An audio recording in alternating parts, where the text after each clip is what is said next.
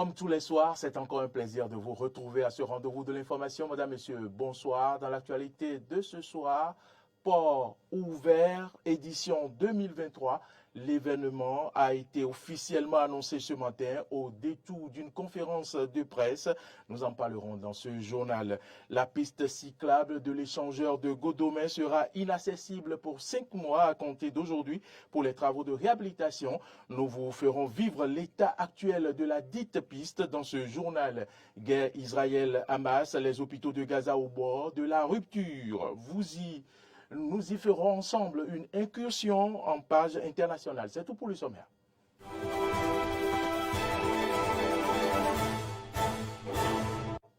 Merci de nous préférer et bienvenue dans ce journal. Le port de Cotonou organise demain et samedi les journées port ouvert, édition 2023.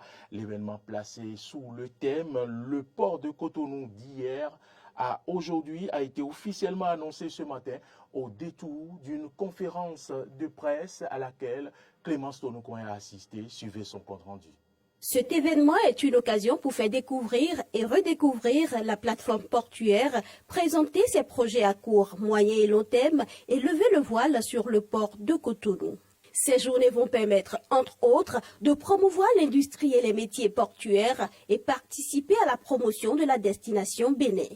Le port, c'est quelque chose qui est vraiment au milieu de la ville, mais parfois, ou la plupart de nous, on ne sait pas ce qui se passe derrière les murs du port. Mais en fait, il y a toute une économie qui se passe derrière les murs. Et c'est en fait pour ça que nous organisons ces journées du port ouvert, pour permettre au public de découvrir ce qui se passe là-bas. Avec des tours à l'intérieur du port, avec des explications, mais aussi avec des forums sur les métiers pour que les gens puissent découvrir quel type de métier existe à l'intérieur du port. Au-delà même des balades qui se feront dans l'intérieur du port pour connaître ce qui se passe effectivement, il y a des panels qui sont organisés pour expliquer, et je vous convie vraiment au tout premier qui est le panel 1, la performance des ports en Afrique de l'Ouest. Vous verrez quel positionnement le port de Cotonou a dans l'ensemble, au niveau de l'ensemble des ports de l'Afrique de l'Ouest. C'est la place de l'Amazone qui accueille l'événement riche de plusieurs activités, dont les panels de discussion et les balades en mer. Deux journées riches de 6 activités. L'accès à l'événement est ouvert à tous et entièrement gratuit. Le président de l'Assemblée nationale, Louis Gbéounou-Vlavonou, était hier sur le chantier de construction du nouveau siège du Parlement béninois. L'objectif principal était d'aller constater de visu le taux d'exécution des travaux à quelques jours de la finition des grosses œuvres. On fait le point avec notre correspondant à Porte-Novo, Prince Martial Agoliabo. Le nouveau site de construction de l'Assemblée nationale évolue-t-il comme cela se doit? Le président de l'Assemblée nationale, Louis Gbéounou-Vlavonou, est allé hier mercredi 18 octobre 2023 sur le chantier pour constater de visu ce qui se fait. Au terme de la visite guidée et d'explications bien fournies, une séance de travail a eu lieu à la salle de conférence de la China State Construction Energy Corporation, l'entreprise à charge de l'exécution du projet. Pour Ninon Arwandino, chef de la cellule de suivi et évaluation à la Société immobilière et d'aménagement urbain (SIMO), maître d'ouvrage délégué du projet, la dernière visite remonte au mois de juillet avec un taux d'exécution de 56%, mais cette nouvelle visite a permis de constater un taux global d'avancement de 70%. La première autorité de l'institution parlementaire se dit très rassurée de l'avancement des travaux, mais Louis Gbéounou-Vlavonou n'a pas manqué d'exhorter le maître d'ouvrage à redoubler d'ardeur afin que les députés de la 9e législature puissent véritablement intégrer le nouveau bâtiment au plus tard 2025. Entre ma première visite, où on était encore au sous-sol, et la première visite, la découverte du chantier, et aujourd'hui, je puis dire que j'ai été agréablement surpris de l'évolution de ces travaux. Il était question que la 8e législature intègre l'hémicycle, qu'on abandonne tout au moins, qu'on finisse l'hémicycle, afin que la 8e législature qui a traité du dossier siège de l'Assemblée nationale en construction à la Beige Lagunaire, pour avoir travaillé sur, disons, les dessous retard qui a eu lieu à ce niveau, que cette huitième puisse intégrer l'hémicycle derrière session, ce qui n'a pas été fait. Bref, aujourd'hui, nous sommes encore à la pointe des chemins, si je le dis, parce qu'il ne faudrait pas que la nouvelle législature ne puisse pas intégrer ce bâtiment. Il faut se concentrer sur l'hémicycle et que, quel que soit le retard, la session d'octobre 2025 doit pouvoir s'ouvrir là. Cet appel n'est donc pas tombé dans les oreilles de sourds, puisque Alain Alé-Daon, représentant du directeur général de la CIMO, SA, a rassuré de leur engagement à relever ce défi. C'était Prince Martial Lagoliabo depuis Porte-Novo pour Eden TV. En bref, dans cette édition, une opération menée ce mardi par les agents du service de lutte contre la fraude atlantique littorale a permis de mettre la main sur une importante quantité de drogue cachée dans une barque au large de Cotonou. Selon les informations, 1804 boules de cannabis d'un poids total de 931,600 kg ont été saisies lors de la dite opération. Suite à des renseignements, les douanes assistées des militaires sont descendus au large de Cotonou où ils ont interpellé une embarcation suspecte. À la vue des militaires, l'occupant a tenté de la dévier vers le Nigeria, mais sera rattrapé. L'analyse des colis saisis effectuée par l'OCETI a permis de confirmer qu'il s'agit bel et bien de cannabis. La piste cyclable de l'échangeur de Godomain sera inaccessible pour 5 mois à compter d'aujourd'hui pour des travaux de réhabilitation. Selon un communiqué de la police républicaine, les cyclistes devront donc emprunter de façon exceptionnelle la grande chaussée en respectant bien évidemment les règles de sécurité routière. Ces travaux de réhabilitation ont pour objectif d'améliorer la qualité de l'infrastructure et de garantir une meilleure fluidité du trafic dans cette zone stratégique.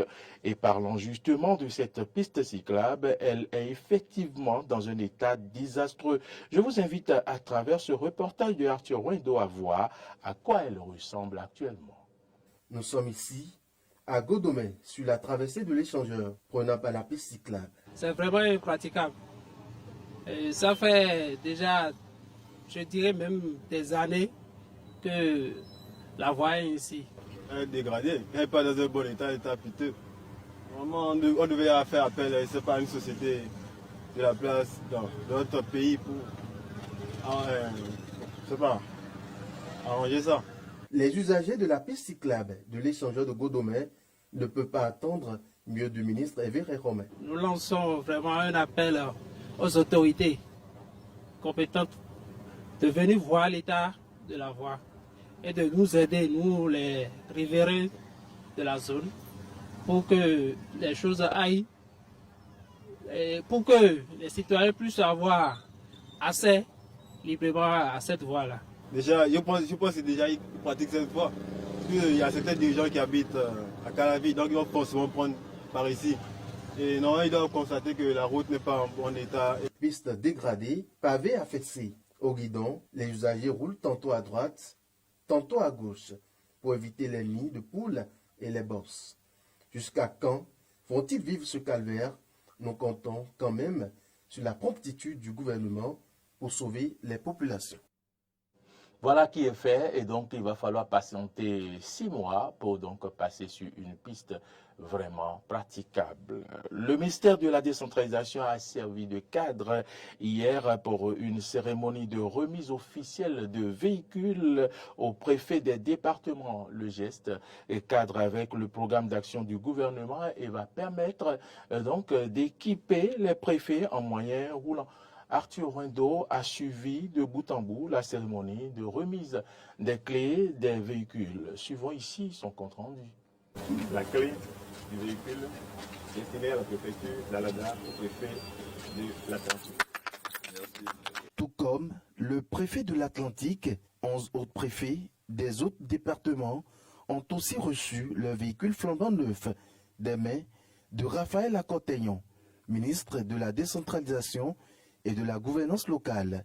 Ceci entre en ligne de mire avec le programme d'action du gouvernement et vise à équiper les préfectures. Nous sommes ici, disons, dans le cadre d'un événement heureux, mais ordinaire, parce que prévu au PAG, comme vous savez, le programme de réhabilitation et d'équipement des préfectures. Cela se fait par vagues et progressivement. Donc aujourd'hui, nous avons l'honneur de vous remettre quelques véhicules pour vous appuyer dans votre rôle de tutelle, et surtout en matière d'assistance, conseil aux communes, dans le contexte que vous connaissez, marqué par, disons, la réforme structurelle du secteur de la décentralisation. Le ministre va ensuite prodiguer des conseils au préfet et par la suite indiquer ce qu'il faut faire en cas de panne mécanique. Je vous exhorterai à en faire bon usage, à utiliser ces matériels en bon père de famille. Et en matière d'entretien et de maintenance, comme vous savez, c'est l'Agence pour la gestion de la logistique des officiels, AGLO, qui est chargée de planifier la mise à disposition de ces matériels et de suivre aussi leur entretien et maintenance. Donc, en cas de pépin, n'hésitez pas à contacter AGLO pour que la maintenance soit faite dans les règles de l'art. Le geste du gouvernement est allé droit au cœur et a fait naître déjà des émotions vives portant à admirer. C'est un sentiment d'enthousiasme et je suis très heureuse de recevoir ce matériel roulant qui est mis à notre disposition.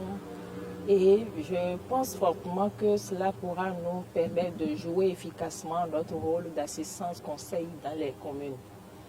Les problèmes de déplacement sont en train d'être amoindris et c'est le lieu de remercier le gouvernement de son Excellence le Président Patrice Talon et tous les membres du gouvernement en général et en particulier le ministre de la décentralisation. D'ici quelques jours, une seconde vague de véhicules flambant neufs sera confiée au préfet, histoire de soulager un tant soit peu leur peine dans l'exercice de leurs fonctions. Guerre Israël-Hamas, les hôpitaux de Gaza au bord de la rupture. À Gaza, les hôpitaux débordés font plutôt tout le possible pour soigner les milliers de blessés malgré les bombardements incessants. Regardez. Nous cessons les soins d'urgence. Nous marchons entre ces personnes qui viennent d'arriver de différentes zones où les attaques ont lieu. Ici, on peut voir beaucoup de blessés allongés par terre et des médecins qui s'en occupent à même le sol. Bien sûr, beaucoup de personnes, beaucoup de civils sont à côté des blessés. Et nous pouvons également voir l'équipe médicale et les ambulanciers travailler très dur pour accomplir leurs devoirs. Depuis le début du bombardement, nous avons reçu un signal de la salle d'opération indiquant que nous devions aller plus loin. Quand nous y sommes allés, nous avons vu un massacre à l'hôpital. Nous avons vu beaucoup de corps, des centaines de corps. Ils étaient assis sous les arbres, ils étaient vivants. La plupart sont des femmes et des enfants. Nous en avons évacué des centaines. Nous n'avons trouvé aucun blessé parmi eux. Nous n'avons trouvé aucune salle pour y mettre les patients, alors nous les avons mis par terre, comme vous pouvez le voir ici. Ils sont par terre et nous les prenons et les posons par terre. On les traite parfois sans anesthésie car il n'y a pas de matériel médical pour la chirurgie. Nous pouvons voir également des civils se cacher à l'intérieur de ces sections et des enfants regarder des cadavres et dormir à côté. C'est terrifiant. La communauté internationale devrait agir par rapport à ce qui se passe ici à l'hôpital. Ce qui s'est passé à l'hôpital Ahali Al-Madi est un grand crime de guerre. Mais nous ne voulons pas que cela se produise ici et dans d'autres hôpitaux. Ce journal a été réalisé par Dr Boris et Alain Alou. Merci à toutes et à tous de l'avoir suivi. L'information continue sur nos différentes plateformes, YouTube, Facebook, Twitter et sur notre site internet www.benet-eden.tv. Vous pouvez également nous suivre en téléchargeant notre application, c'est Eden TV Diaspora FM, c'est sur Play Store ou App Store. Bonne suite de nos programmes et surtout, prenez rendez-vous demain quand il sonnera 8 h sur l'émission matinale. Bonsoir.